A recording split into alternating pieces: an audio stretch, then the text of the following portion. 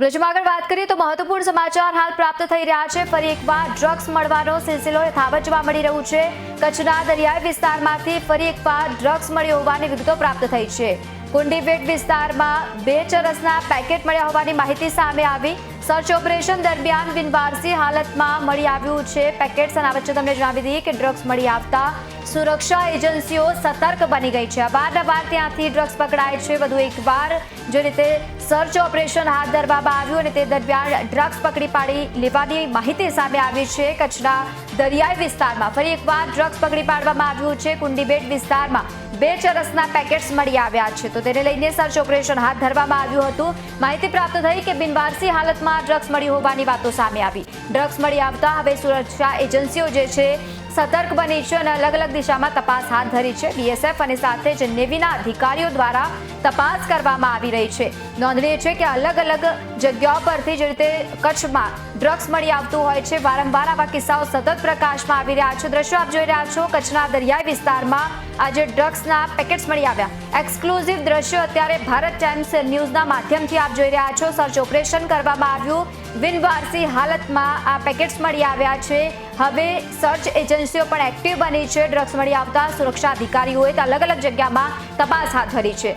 BSF અને સાથે જ નેવીના અધિકારીઓ પણ હવે તપાસમાં જોડાઈ ગયા છે। પરંતુ કઈ રીતે આ ડ્રગ્સના પેકેટ્સ અહીંયા આવ્યા છે, કારણ કે 2 ચરસના પેકેટ્સ છે મળી આવ્યા, પરંતુ હવે સમગ્ર મામલે તપાસનો ધમધમાટ પણ શરૂ કરવામાં આવ્યો।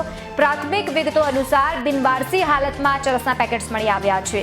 તો હવે છે તમને જણાવી દઈએ કે અવારનવાર આવી ઘટનાઓ સતત પ્રકાશમાં આવતી હોય, નો ડ્રગ્સ ઇન ગુજરાત, અને બીજી તરફ વારંવાર આવા દ્રશ્યો સામે આવતા હોય છે કે ડ્રગ્સ મળી આવતું હોય છે। તો વધુ એકવાર કચ્છના દરિયાઈ વિસ્તારમાં ડ્રગ્સ મળ્યું હોય તેવી માહિતી અને એક્સક્લુઝિવ દ્રશ્યો આ ભારત ટાઈમ્સ ન્યૂઝ પર અત્યારે જોઈ રહ્યા છો। પરંતુ હવે જે રીતે સર્ચ ઓપરેશન હાથ ધરવામાં આવ્યું અને તે દરમિયાન બિનવારસી હાલતમાં ચરસના પેકેટ પણ મળી આવ્યા।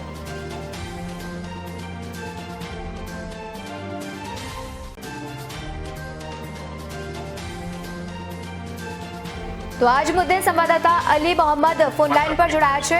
અલી, જે રીતે આ પેકેટ્સ મળી આવ્યા છે બિનવારસી હાલતમાં, પરંતુ અવારનવાર ડ્રગ્સ મળવાનો સિલસિલો વધુ એકવાર યથાવત। જી ચોક્કસથી આપણે જણાવી દઈએ કે કચ્છની દરિયાઈ સીમામાંથી ફરી એકવાર ડ્રગ્સ મળી આવ્યા છે। જ્યાં કચ્છમાં કુંડીબેટ એક વિસ્તાર આવેલો છે, ત્યાં 2 પેકેટ ચરસના મળી આવ્યા હતા।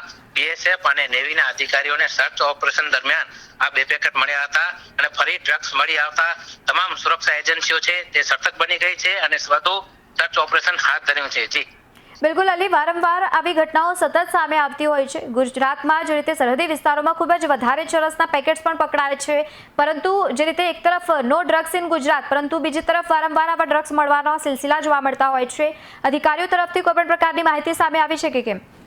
જી આપણે જણાવી દઈએ કે અધિકારી તરફથી હજુ સુધી કોઈ એવી માહિતી નથી આવતી, પરંતુ કચ્છ જે એક એવો વિસ્તાર છે, દરિયાઈ વિસ્તાર છે અને સરહદી વિસ્તાર પણ સાથે સાથે છે, ત્યાં અવારનવાર ડ્રગ્સના પેકેટ મળી આવે છે। ત્યારે સુરક્ષા એજન્સીઓ હોય છે તે સતર્ક બની જતી હોય છે અને ત્યાં સર્ચ ઓપરેશન હાથ ધરતા હોય છે, પરંતુ ક્યાંક ને ક્યાંક આ ડ્રગ્સ કેવી રીતે પહોંચે છે તેને હજુ સુધી કેવી રીતે આવે છે હજુ સુધી કોઈ માહિતી પ્રાપ્ત થઈ નથી। જી બિલકુલ, આભાર સમગ્ર માહિતી આપવા બદલ। તો એક તરફ સરહદી વિસ્તાર, તો બીજી તરફ જે રીતે દરિયાઈ વિસ્તારમાં પણ સર્ચ ઓપરેશન વારંવાર હાથ ધરવામાં આવતું હોય છે, પરંતુ અવારનવાર ત્યાં જે રીતે ચરસના પેકેટ્સ પણ મળી આવતા હોય છે। વધુ એકવાર મળી આવ્યા અને એક્સક્લુઝિવ દ્રશ્યો આપ જોઈ રહ્યા છો ભારત ટાઈમ ન્યૂઝની સ્ક્રીન પર।